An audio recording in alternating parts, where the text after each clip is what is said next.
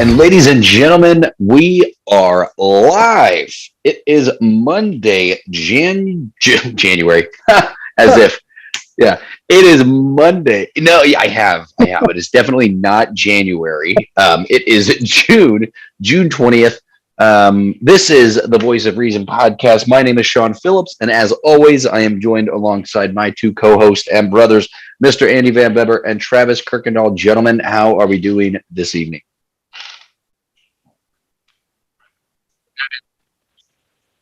Oh yeah. Hmm.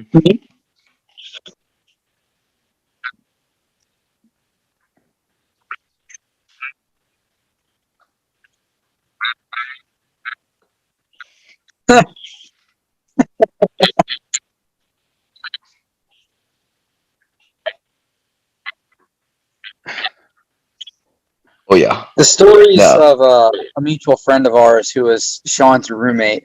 I won't name names, but oh my god, I couldn't breathe. This oh man, that's all I can say. That was Yeah. amazing. Yeah. Yeah. But Good no, it was really times. cool to get to see you before you head out. We're all super excited. And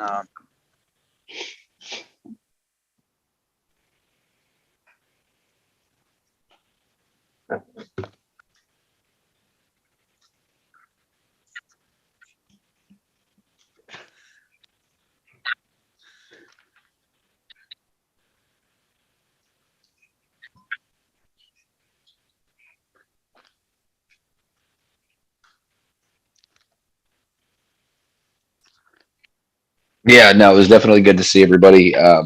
Especially a handful of people that not going to be seeing in person for quite some time. So it was definitely nice. It's always nice, one of the good things I can say. I'm very thankful for like a lot of my friendships and relationships. A couple things is like with getting the opportunity to speak to you guys every week. Like it doesn't feel like I'm missing you guys from afar. I feel like I'm caught up and I get to see you guys. And then there's a lot of other friends that I have that again I'm thankful for that it's like I might not speak or see them for months at a time, and then when we do finally hang out, it's not like like a day hasn't passed, and so those are some of the lasting relationships we've kind of built, and I'm super appreciative of all that, and again had a great time, seeing you guys. like 1:30. No, I got home at 1:30. We Yeah, left so like 12:45, 12:30. yeah, something like that. Yeah.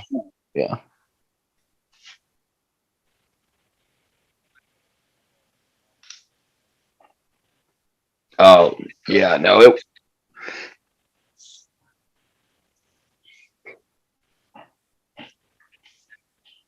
Oh yeah.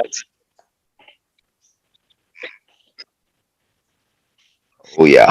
One day the rest of the world will know, but today is not the day that they need to be. It was good to see. It was good to see Ethan too. I haven't seen him in forever.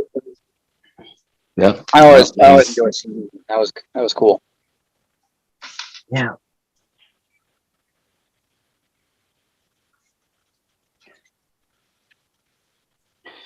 so. What it looks like is we're what on the 20th now. So we are hitting the road on the 30th. So I am actually kind of grateful. So my dad is driving out there with me. We're gonna drive separately. So if anyone is interested in moving across the country, there's a couple different options. I wanted to use a professional movers. The unfortunate thing is it is extremely expensive to use professional movers to move across the country. Um, Even like with the bare minimum, we'll be saving at least $1,000 by doing it ourselves. And then by doing it ourselves, so again, because gas is the way that it is, I priced out what it would cost to have a truck and then to pull my car behind it.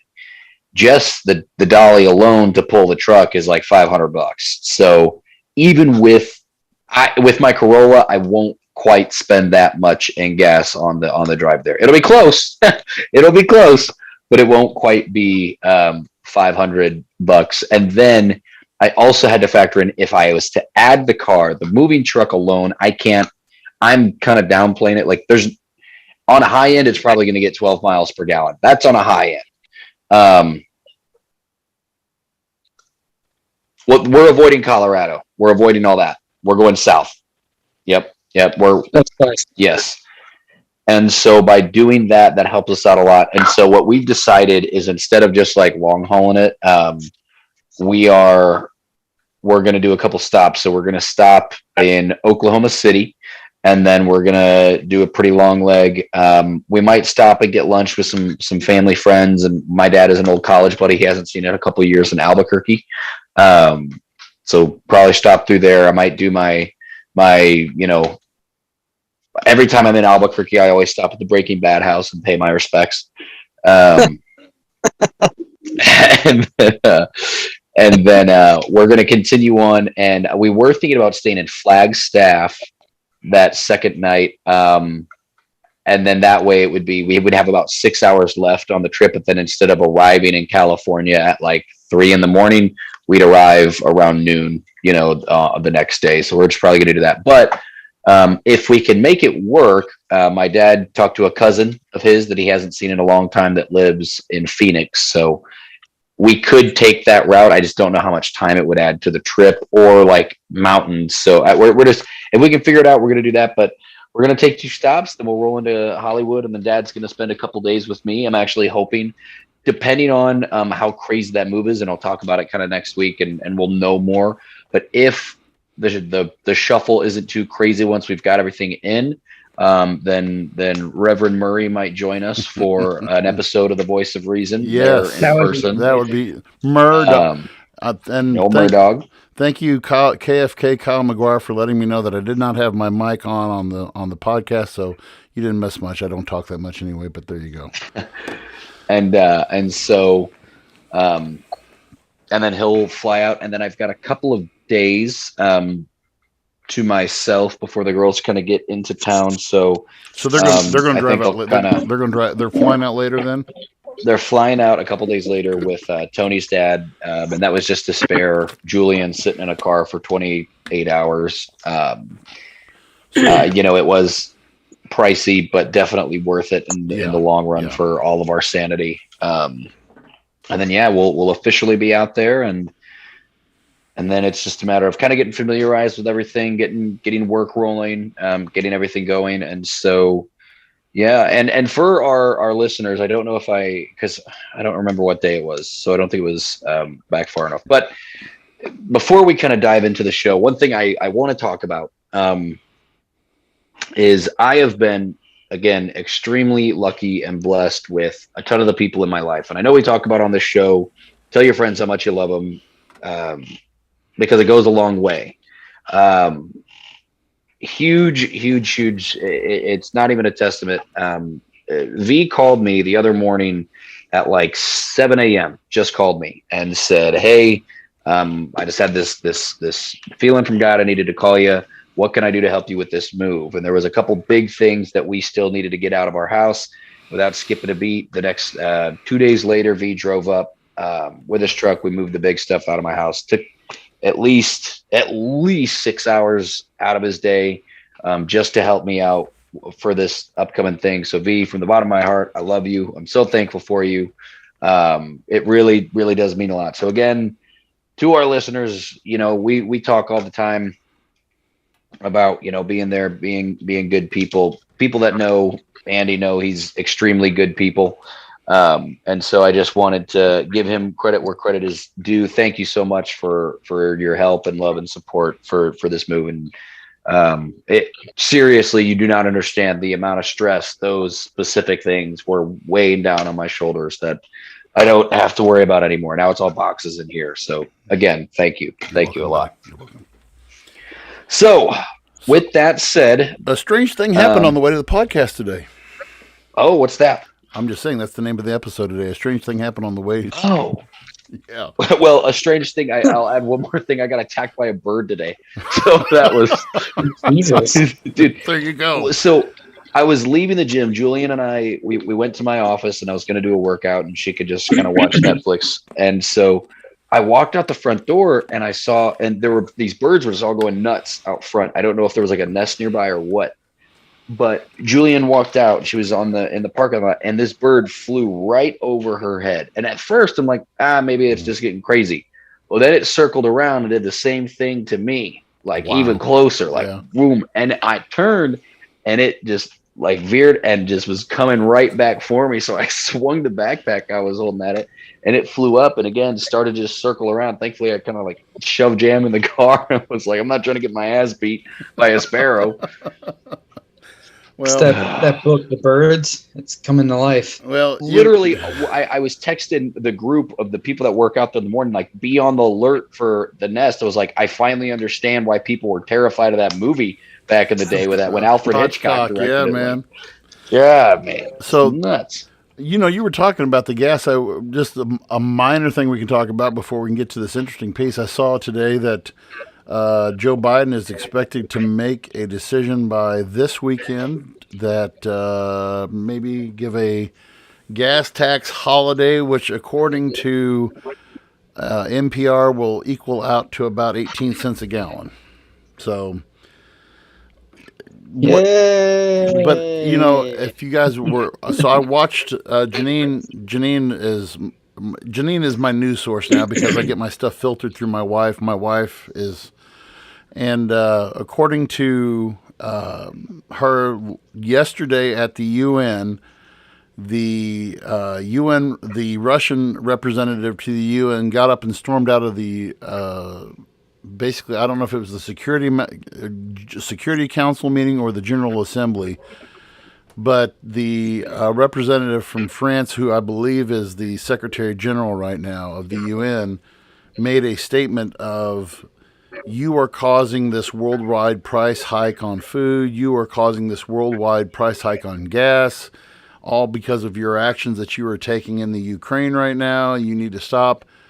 And dude gets up and he storms out and he said, believe whatever. And the guy was saying something like, when he walked out, believe whatever lies you want to believe.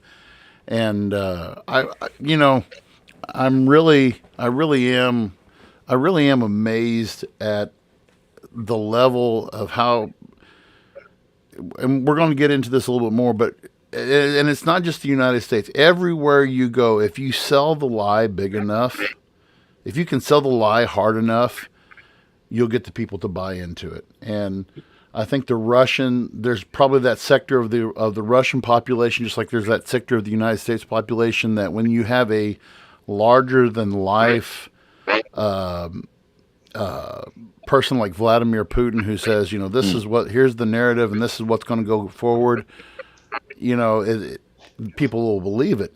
And one of Putin's, one of his secretaries, I don't know which one it was interviewed by the BBC last week. And Janine and I watched part of this interview on our way back from Gulf Shores. And this guy was, so the BBC guy has actually got a monitor in the room and he's showing pictures to this guy, this secretary, of bodies strewn in the streets, towns ruined, schools bombed, hospitals bombed.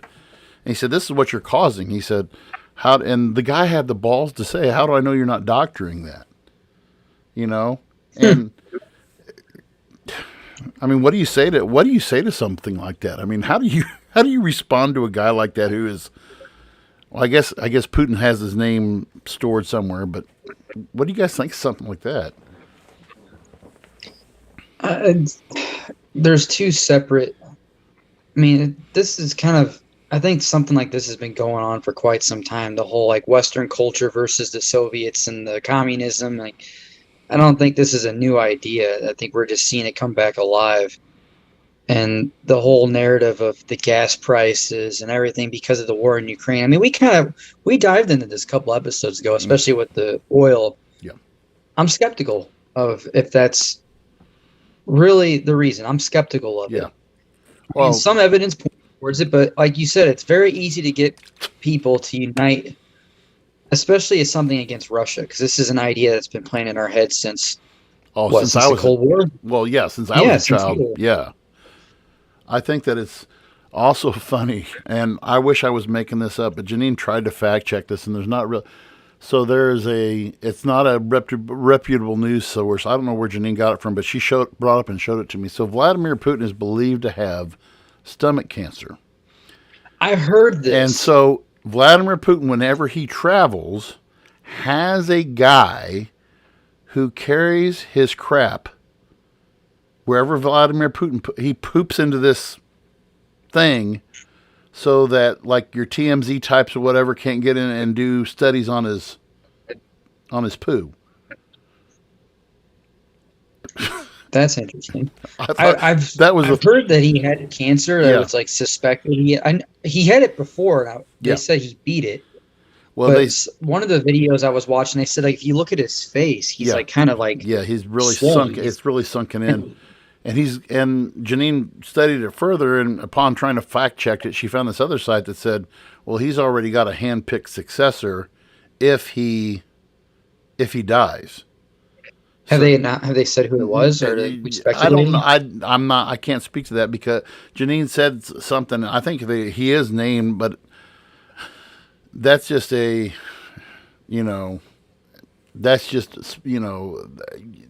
is not going to be. They still consider themselves to be a democracy, but they're not. I mean, it's pure dictatorship. You want to talk about election fraud? Look at their elections. Oh God, yeah, I know.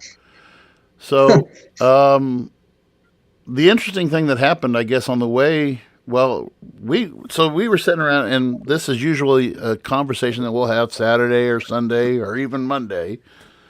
I said, okay, boys, what are we going to talk about?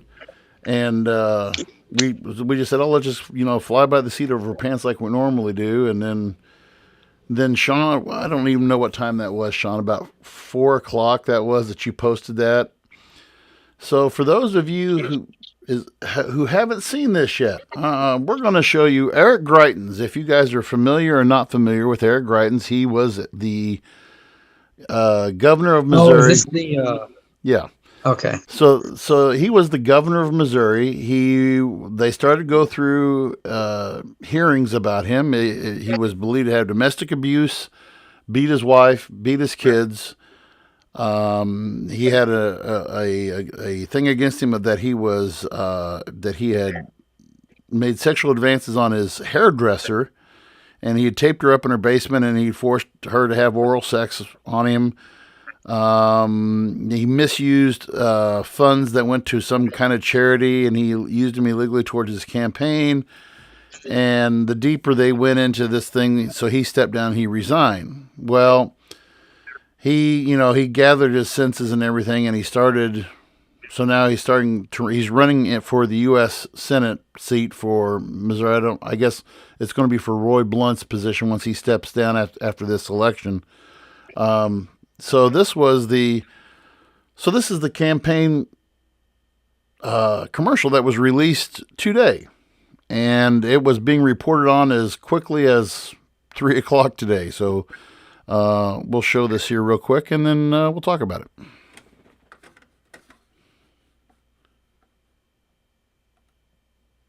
I'm Eric Greitens, Navy SEAL, and today we're going rhino hunting.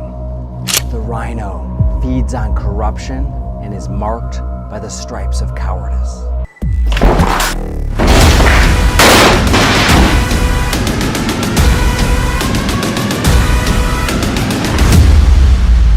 Join the MAGA crew, get a rhino hunting permit. There's no bagging limit, no tagging limit, and it doesn't expire until we save our country. And there you go. So I showed that when I showed that to Janine, and I want to hear what you guys say first. What do you guys think of that? I watched this video, and I read. I don't know if you guys had a chance to read that article I sent you. It's from 2018. Yes, I did. I read it. Yeah. It was pretty interesting read. I guess I'll start with this commercial. What the hell kind of message does that send? Like that, I would argue you can compare that kind of message to the January 6th message that they sent to the people before they did what they did. I mean, that, in my opinion, that is an absolute call to violence. That is not diplomatic or there's like no democracy in that, in my opinion. There's no I don't know what the word is I'm looking for, but that's not what the country needs. That's not what Missouri needs, in my opinion. I'm not a fan of Eric Greitens. I'll go into that later, but that message to me is appealing to the far right, who could be considered extremists to some cases, and it's also going to create more of a divide with your left, because Democrats are going to look at that and say, I want nothing to do with the right. I want nothing to do with Republicans. If that's how the Republican Party is going to be, I think it's a bad look for the Republican Party, and I think something like that just creates more divide, and I don't think it's I didn't like it at all. I don't like the message at all. Sean, what do you think about it? Yeah, I'm in agreement. Greitens is one of those ones that trouble's kind of followed him for a little while. I remember when he became governor, I was, in the military, this is, everyone was talking about like, oh, the guy's a, Navy SEAL, he's super badass and super for the troops. So a bunch of people around me, in my line of work were all about him. And then, while I was deployed was when he was actually booted out of office. And, that was just kind of a time where, a lot of folks just kind of like didn't care about like all the accusations and why he was getting kicked out. They were like, oh, yeah. And I was like, are you serious? Like, are you guys like not hearing what went down? And like, are you guys kind of ignoring that? And the crazy thing is too, is like when I went driving through Eolia, I saw the Josh Hawley and Eric Greitens signs all over the place in rural Missouri. And that kind of stuff makes me nervous. Like, because when a senator from Missouri is the #2 trend on Twitter, it's never a good thing, ever. Hawley is there all the time for stupid shit that he says as a senator. And now he's going to become our senior senator, and potentially Greitens will become our junior senator. If he wins the Republican primary, which I think he probably will. Yeah. And then if he, beats the Democratic candidate, it's just, those things kind of make me nervous. But again, do you think that this is so? Here, so I'll give you this question. I'll give you two possibilities, and you guys tell me what you think. In the primary, and we saw this, I think we've seen this happen in presidential elections before. I can see registered Democrats going to the poll and registering as Republicans just to vote against this guy. Mm-hmm. And Eric Greitens, I hate this move, but this is a brilliant political move, because now guess what? He's on every news station. Yeah. He's getting coverage. He's getting the memo sent out. And if he's not stirring the pot, I don't know who is, because now you're reinvigorating this anti-January 6th committee group, and you're, and like you said, Travis, you're okaying the January 6th insurrection. Am I far off on that, or what? No, I see a correlation there. That's definitely not a peaceful message. The guy's got a shotgun, and he's got like dudes blowing through a door and clearing a room, saying we're going rhino hunting. And that we're not talking about the Democrats. We're not talking about the Democrats. Who are we talking about? We're talking about rhino, RINO, Republicans in name only. Okay, so this is aimed at other Republicans. Yeah, that's what's and it's wild. And it's not even like it's specific Republicans. I'm saying he's going after like your moderate Republicans, like your Romneys and stuff like that, who are like, you could argue are a little more middle of the road instead of hardcore Republican. I think he's going after that, which to me, I don't like that. That is scary. That is dangerous. I do not like far right, far left. I don't like it. Well, and the thing that they're always talking about the radical Democrats and the radical. I'm the message you're sending with this is that you are a radical Republican now. You yourself are radical. You can't talk about liberal Democrats. You have no right to talk about liberal Democrats with posting an ad like that. You're advocating violence, okay? And this isn't storming, this wouldn't be like, okay, if I was dumb enough to push this ad, if I was dumb enough to be the producer of this ad, first of all, I wouldn't make it a regular home that you're storming into. Okay, label it like Republican headquarters, or do some sleazy back alley ghetto looking room. Now, because the picture that paints towards me is as a suburbia, middle of nowhere homeowner, you're sending the message that it's okay to break in my door if I identify as someone who is a rhino, and it's okay for you to break in my door. Here's your, no bags, no limits, no tags, no. You're encouraging people to go on a killing spree. And what's frustrating, and to go off our poll question about one of the, what was the issue that's plaguing America the most right now? One of the things a lot of people voted for was we need unity. There's no unity, and it's something we desperately need. And then something like this, you have somebody on the Democratic side of things, and maybe they're thinking about switching over. They see something like that. Hell no, they're never gonna vote Republican. If they see something like that, it just creates more of a divide. They see that and they see violence. Why would they vote differently? And this was one of our closer votes that we've ever had. I gave 5 choices. You said, this week's questions was, what do you feel is our country's greatest challenge right now? I said the economy, unity, state of education, political transparency, and the military. And the economy got 43% and unity got 57%. So, we're not, to me,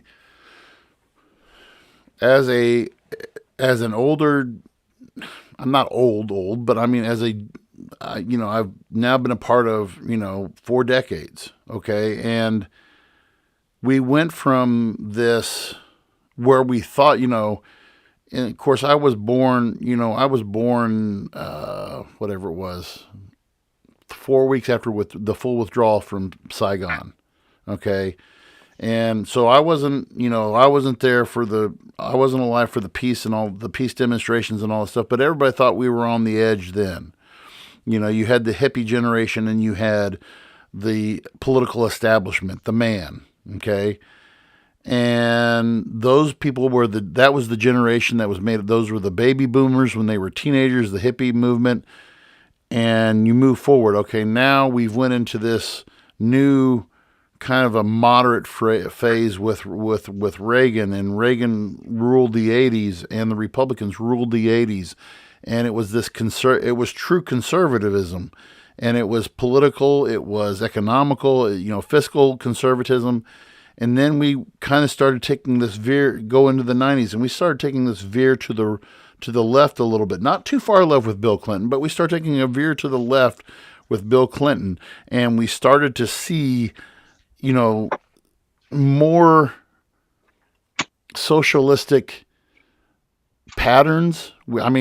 We had socialism with Franklin Roosevelt, but we start seeing this move again that we hadn't seen since the Great Society of Lyndon Johnson, and we start seeing this move towards healthcare and all this other stuff, and then we get into Obama, or we had George W.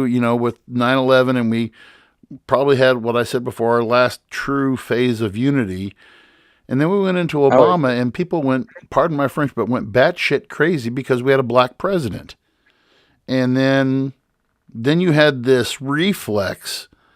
Who could be the most, and Donald Trump made the most brilliant move of all time.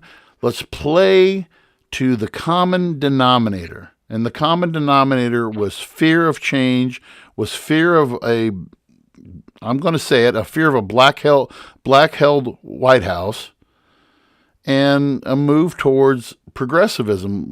Some people, well, that's liberalism, or that's, call it whatever you want to, but this knee-jerk reaction to Donald Trump, and then you had 4 years of just this say whatever goes, don't back anything up by any factual statement, and make these off-the-cuff remarks that, and now here we are, January 6th, and we're not even. I don't know what percentage. I'd like to see the numbers of what percentage of people are watching these hearings or listening to these hearings, and people are just like, they're just. I would seriously do wonder what the number is between people that watch the Johnny Depp Amber Heard case and watch the January 6th. Like, just being honest, like I legitimately wonder where the numbers are at. Even with the January hearings going on right now, a lot of the sentiment and a lot of the views of the people that did that hasn't really changed out where we live, or where we're from, not where we live, in super conservative Missouri. Most people are still I don't want to say supportive, but they're not. They think it's justified. Yes, that hasn't changed. Even with the evidence that's coming out, talking with family members, I kept my mouth shut, but I was kind of how? I don't know. It hasn't changed. And I think I would argue probably most of rural America is still, even with the cases going on, is still of the same mindset as it was before, even with all the evidence. Which, I don't know, maybe that's due to Fox News' lack of coverage of it, or their different narrative with it. I don't know. What do you guys think? Because Andy, you still live there. I mean, do you agree with me? Yeah, I mean, people. It's to me. Not the best to me, it's county, but I think it's a good representation of that environment in the United States. I think it's the elephant in the room, to tell you the truth, Travis, because people around me, of course, with this show, and I try to be as transparent as I possibly can be. What you see on Facebook, what you see, I've had people tell me I live in probably the most glass house that there can possibly be, because I'm very much visible on my social media presence with this podcast, with everything. And people kind of, traipse around it lightly with me. Now, when people who don't know me, here in the next couple weeks, I'll get a better gauge of it, because I'm going to be doing some Lyft and Uber driving after things are going to finally start slowing down in July. And I really get a pretty good political barometer then, because you get the feel of, people who, in central Illinois, it's even when I do Lyft over in Springfield, that's a pretty much Republican hotbed over there.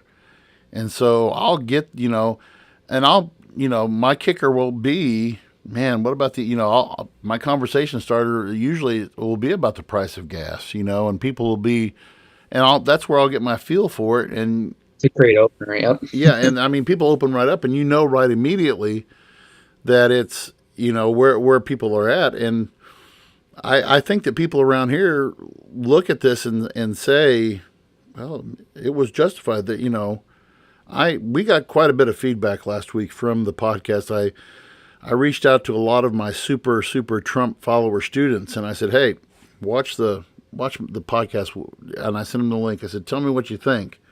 And they thought that we did a pretty good balanced job, but he said, Fox does have pretty good reporting on this. And I'm like, wow, and it's all in who you listen to. And, I want to go, Travis, I want you to go a little bit further into talk a little bit about that New Yorker article. And I mean, I read it, but give us a little, it was from 2018, an article in the New Yorker about Eric Greitens and the whole Navy SEALs thing.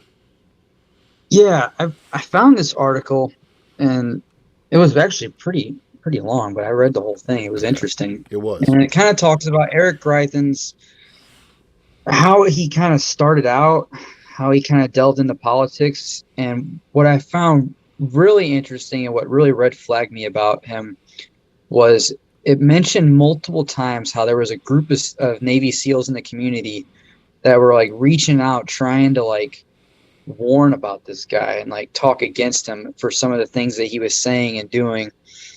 Number one, right off the bat, I am wary and I don't appreciate military people who have to tell you that everything they did, oh, I'm a Navy SEAL, I'm this, I'm that. Like, most of you are good, and I would think most military people would agree. They don't like usually it's the person that barks the loudest is the ones that didn't do jack shit, or they just, a lot of it's fabricated to, for whatever reason they need it to be fabricated, you know what I mean? And Eric Greifens, I mean, you watched that video we were talking about. I'm Eric Greifens, Navy SEAL. Or like, it was his first one, his first video he put out. He was like, it's like his first like campaign video, and it talks about it in the article.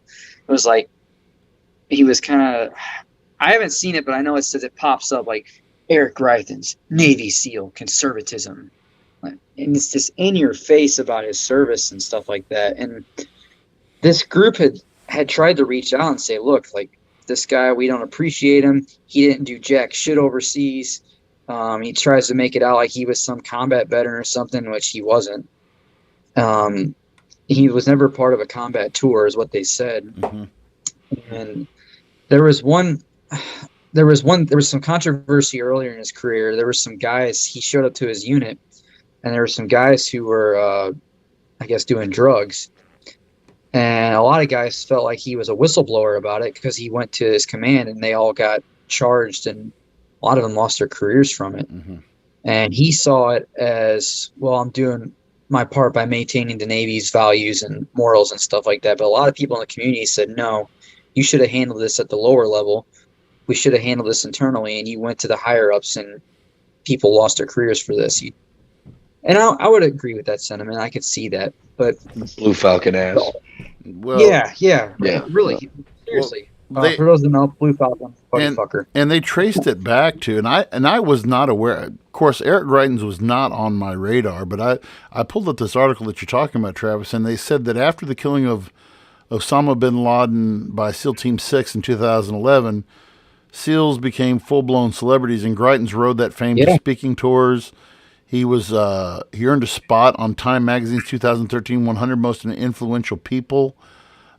He's asked to, but he, like you said, the part of the SEAL credo, it reads, I do not advertise the nature of my work, nor seek recognition for my actions. Yeah. And he's going completely against that.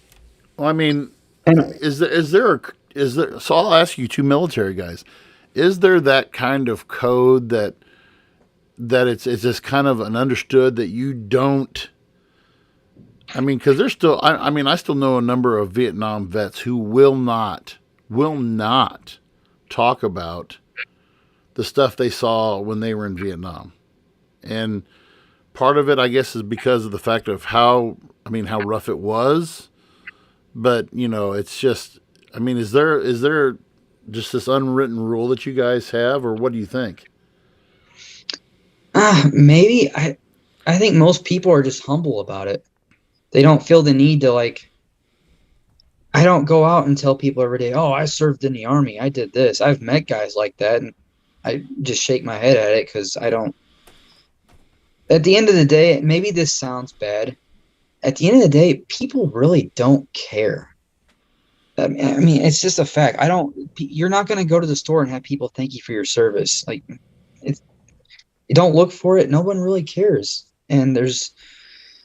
But anyway, to go back to Eric Greitens. I mean, the guy's been riding this Navy SEAL thing. Like, that's his thing. That's what he's marketing himself as. People see that and think, oh, he must be a great leader because he was this Navy SEAL. And I don't think it really directly correlates. I mean, especially, you have what really was interesting to me with that article, again, was the fact that people in the community were trying to speak out and say, this guy is not it. He is, be wary of this guy. Be very wary of this guy. And they tried multiple times, and it was just crickets. I don't know if you saw that. They tried to reach out like 3 times to news networks and stuff, and there was like no coverage of it whatsoever except for this article that came out. And the guy, I mean, look at the timing of his book too. Like it said, like Yeah. I remember when all that stuff was going on. Like SEALs were like these celebrities in that time period. You had Lone Survivor, you had Act of Valor. Everybody wanted to do 13 it. hours, everything fucking Midnight, came dark, out mid, during what that was it? time. Dark midnight or dark Zero Dark 30. Zero Dark 30. Yeah. Yeah. And go back to your question too. You asked me about like the unwritten rule. Again, it's usually the people that speak the loudest about their experience are the ones that didn't do jack shit. That's just the reality of it. And I 100% believe this guy is. And I'll say this. I'm not going to say, but there's stuff that well, you guys have both shared to me about details about what you did, but I mean, and just in trust and knowing, and I know that you guys were in undesirable places doing undesirable things. I mean, from Alaska to Cuba to whatever, and I mean, there's you go to do when you go to do a service, you don't. I'm reminded of a parable that Jesus used one time when he talked about there was this woman who came in, there was this Jesus was sitting there in the temple, and there was this widow who came in and gave like this little tiny, the least common, I mean the least used coin. It was just so nothing to it. And then there was this big rich Pharisee dude who came in, and he lays down all of his, he lays his money, and he makes big fanfare about how much he's donating and all this other stuff. I think the lesson that you learn in something like this is humility, Mm-hmm. and again, I could have went the whole episode without you saying anything about that, Sean, about me helping you out, because I wasn't doing it for that. I was doing it to help a brother. When you go and you do an act of service, you don't go and blurt it out and, oh man, here's this, and oh, look what I mean, Yeah. I like to brag that I've taught for 25 years, and the fact that it's a treasure of mine that I've treasured it for 25 years, and I've enjoyed it. But I'm not going to sit here and brag about, here's my test scores, and here's this, and here's, because then you're missing the point of what service is. Service isn't about tooting your own horn. Service is about you serve, you do what you do, you go on about your way. Yeah. And I think there's a big difference between taking pride in what you've done and advertising it. I mean, yeah, like right now, I'm wearing like one of my old shirts right now, but I don't wear it as a hey, look at me, look what I did. Like, I take pride in what I did. I'm proud of what I did, but I don't look for thanks, or I don't look for recognition for it either. I think most military members, I would say, they didn't do it for the recognition. They didn't do it to, they just did it because it was a service, whether they want to admit it or not. They take pride in what they do. It's most people, it is a negative sentiment if you're like that person that advertises it. My cousin was in the Rangers, and a lot of I don't know if they all still do, but he hasn't been in 30 years. But these Ranger guys, they all have this tattoo, and I forgot, it had like if I remember correctly, it said like Airborne Rangers, and then it's like something with like a skull with I forgot what it was. But those guys all wear it, and they wear it up here. So it's like above the sleeve line and everything, and that's their reminder to them. And, it's stuff like that, those guys, I think they just as soon just go on about their way. But like you said, the very first line of that Grimes commercial, hey, I'm Eric Grimes, he said, how do you say it? He said, I'm Eric Grimes, a Navy SEAL.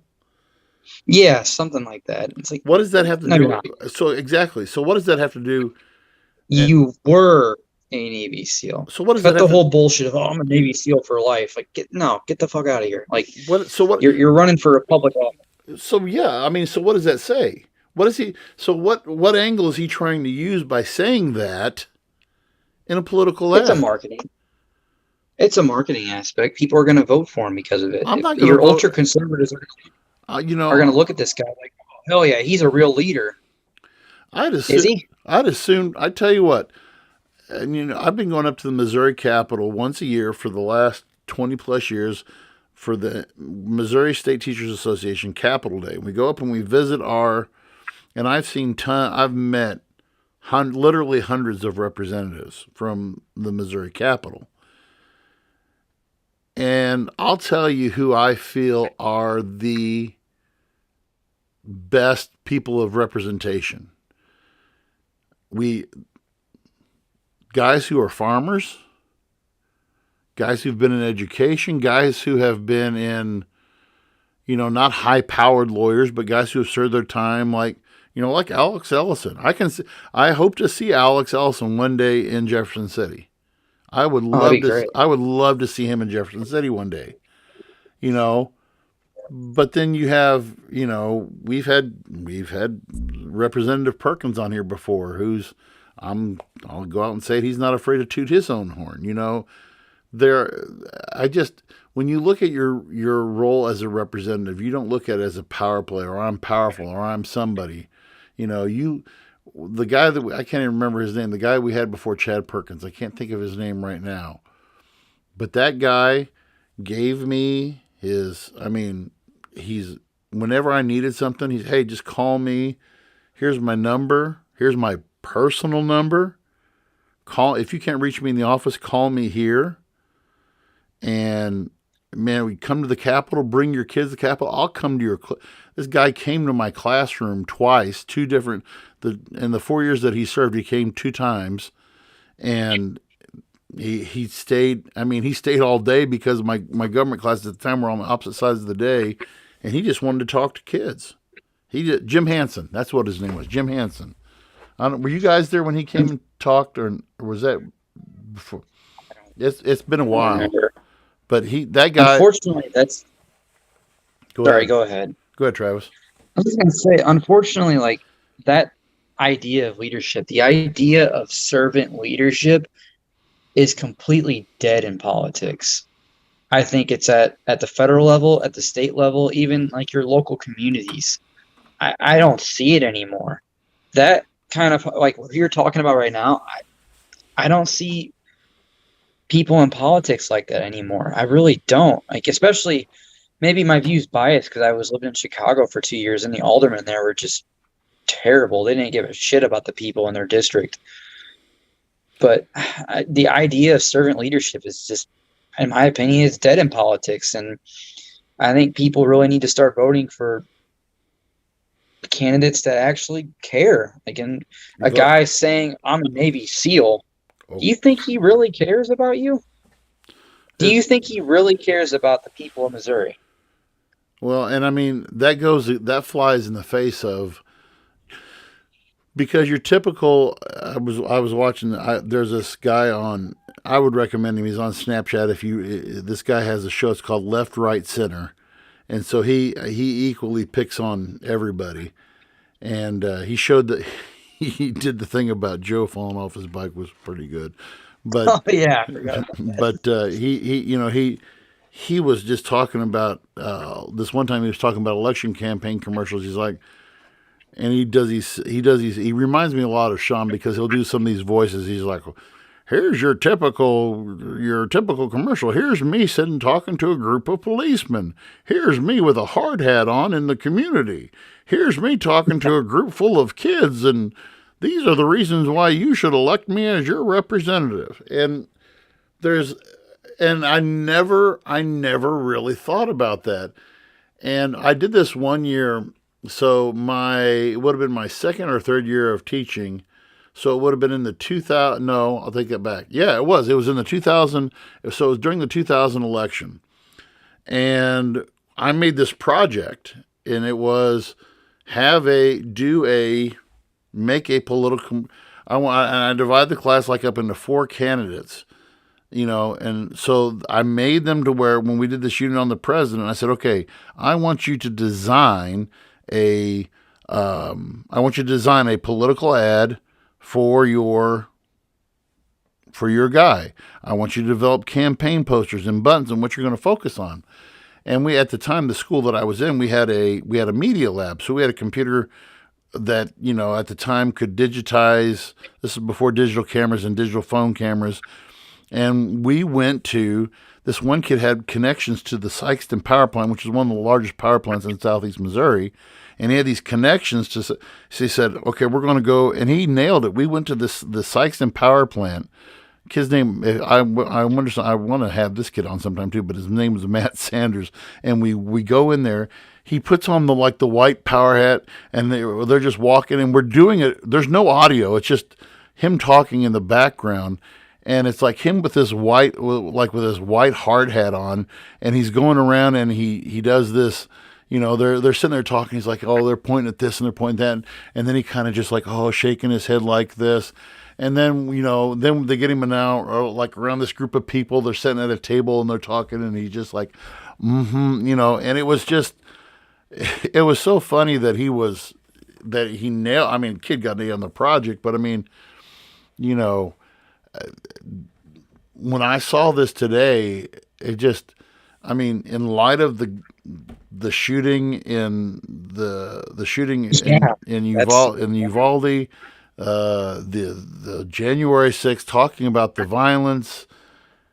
I mean, and that's your message. That's your message. Sean, you've been oddly quiet. Oh no, you're good. You guys have pretty much taken the words out of my mouth. Yeah, I mean, again, couldn't be worse timing for something like this. You're exactly right. With the shootings, with kind of how the nation is, and yeah, it hurt my head, you know. And going back when we kind of talk about some of these, you know, politicians and the way they kind of do things when it comes to their marketing and you know, their photo ops, and you know, old Sleepy Joe fell asleep while on a bike, and oh my God, you know. Could you imagine with a guy his age, like if he would have broken his arm or wrist or elbow or something like that? Like, oh my God, it seriously is. Oh. It was crazy. But yeah, no, like I was at a unit drill once, and I don't remember who it was. I couldn't tell you a name. There was a lady. She was either a state rep or was running for senator or the House. She stopped by at our drill, and she kind of, talked to some people. But while there, I mean, I probably counted 7 or 8 different photographers that were there, while she was talking to all of us and making sure she shook all of our hands, and had groups of us there at a time, taking all the photos. And I've met our current governor, who I'm not, the biggest fan of. But I can say, like, in the times that I have met him, it's never been about a photo op.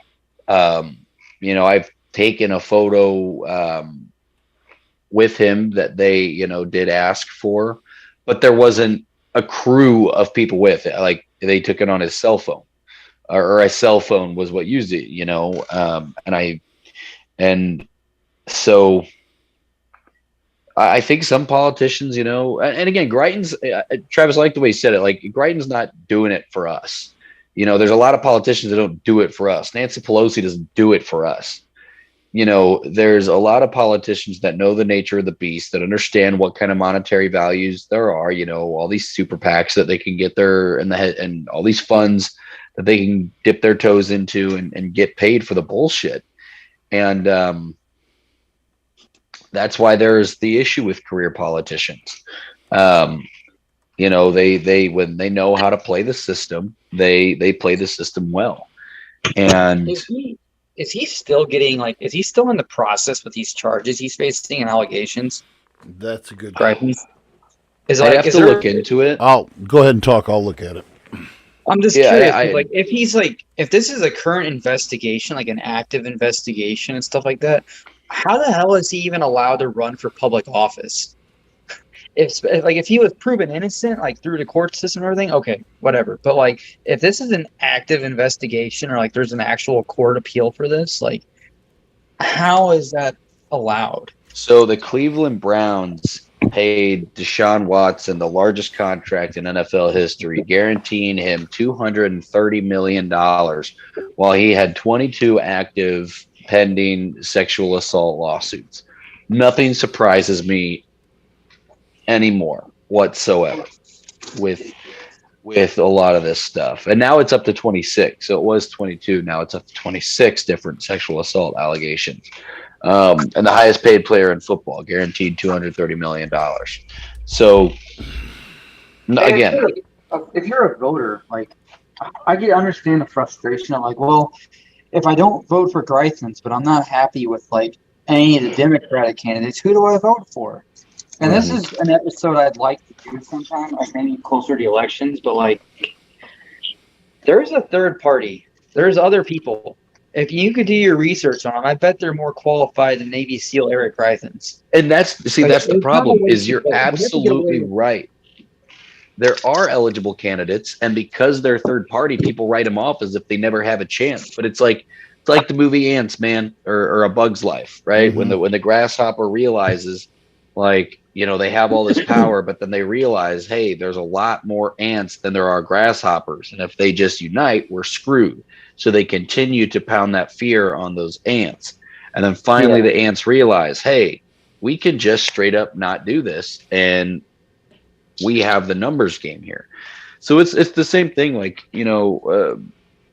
I've had arguments. I wouldn't say arguments, but I've had like younger people tell me like, "Oh, voting third party is just wasting your vote, wasting your vote." I was like, "Yeah, when if you talk about it like that, then you'll always think that it is. But if you don't like those candidates and you find someone that you do like that aligns with your values and aligns with the principles that you value, and you vote for them, well, guess what?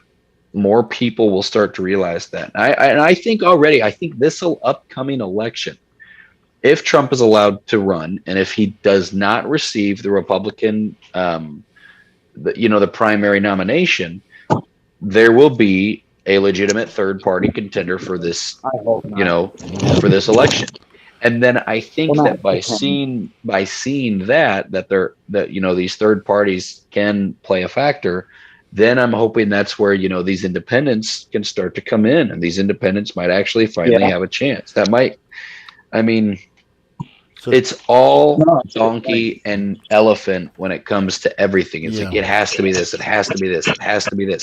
But it really doesn't have to be. But people just don't do their research. They don't care until they go to the polls and they decide, I would like a Democratic ballot or I want a Republican ballot. Right.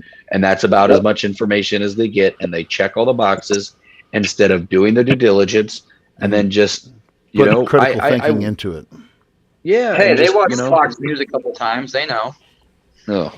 So Travis, to answer your CNBC. question, so the 2018 prosecution of Eric Greitens was basically spearheaded by the St. Louis Circuit Attorney Kim Gardner. So this was in April of this is April of this year, April 11th of this year. She faced a hearing on that Monday before the Missouri Office of Disciplinary Counsel. She's accused in a 73-page report of failing to disclose evidence to Greitens' lawyers, misrepresenting evidence, and other ethical violations. And then basically it would go to the Supreme Court for them to look at 40. Let's see. And then the woman who made the allegations that Greitens took, the one who she did oral sex on and all that stuff, and he took a photo of her. So basically, what happened there was it's a jury selection had just begun when Gardner dropped the charge after a judge ruled that she would have to answer questions under oath from Greitens' attorneys on her handling of the case. She said that it put her in an impossible position of being a witness in a case she was prosecuting. And then the tampering with computer data was also mishandled. So this woman, it's not that he didn't do it. It's this district attorney totally just mishandled the whole thing. So the question of his innocence or guilt was never addressed. It was just the mishand. It's kind of like O.J. Simpson 2.0. that the mishandling of a case. Does not fit, you must have quit. Yeah. So That's ridiculous. one more thing before we go tonight, fellas. I'm gonna do a special sneak peek here. I have some exciting news that the Voice of Reason merchandise page will be launched next week. And as I scroll down through here, you'll see some of the lovely things. We will have affordable jerseys that will be you can get, and this cost also includes personalization with a name and number on the back with these kind of prices, which will be very good. We also will have some dry wick t-shirts, which you see here. We will have hoodies. And then if you're just a plain t-shirt person and you don't want to spend a lot of cash, we have one of those too. And shipping is reasonable. Really excited about this. Thank you so much to Angie Clark, who helped us out with this. Yeah, and we're working with a great local, a small local business. That we're working with I was going to say that. Angie Clark lives there in Eolia, and what we'll do is we're going to launch this next week, and we're going to take orders once a month, and you pay. It's going to be you can pay with, you can pay through PayPal, you can pay with a credit card, you can pay with whatever. Totally secure, and we're not going to just go and cash in as soon as we get your order. We're going to wait, and then when the order is placed, then we'll make sure that everything's kosher with you, and I'm excited about it. Angie Clark and I have been working a lot this last month over doing this. We're excited about the merch page. She's actually going to be working with us. We're actually going to be probably looking at doing probably some trucker hats and bumper sticker or window stickers or something like that. So a lot of cool things on the merch front coming. So awesome. Yeah. And again, one thing we've talked about as we've continued to do this show about being a friend, telling a friend, you guys have continued to do that. And so again, we thank you all for your support. You guys know where to catch us: YouTube, Spotify, Twitch, Google Podcast, Apple Podcast. We are all over the place. And again, we couldn't do this without you. And now that we've got merch coming out, I'm super duper excited to be able to rock this stuff, especially out in LA, and be able to put the bumper stickers up and be able to do all that good stuff, and have people in California hopefully check us out. Hopefully those numbers will grow, and hopefully be able to have some really cool guests. Yeah, get you some big time celebrities on. Yeah. Well, we'll do what we can. I'll see if I can get the ghost of River Phoenix to come on just down the street from the Viper. Oh my God. We'll see what we can find. Good. We were good up until that. We almost went the whole show. Bang, bang, bang, bang, bang. That's what I do best. But do. Before we sign off, guys, is there anything else you'd like to add? Hey, man, we're so happy and we're so proud of Sean, and lift up some prayers and good thoughts for our boy here as he makes this big transition in his life, and pray that Tony doesn't kill him in the meantime, and all that other good stuff. Yeah. I pray for that too. Every night. Every night and every morning. Double time. Just sleep with one eye open. So, all right, everybody. Thank you all so much for joining us this week, and I cannot wait to talk to you guys again next week. I hope you all enjoy it. Stay cool, stay sexy, and fingers crossed for that federal discount that we're hopefully going to get in the gas pumps here pretty soon. So we'll talk to you guys soon. See you.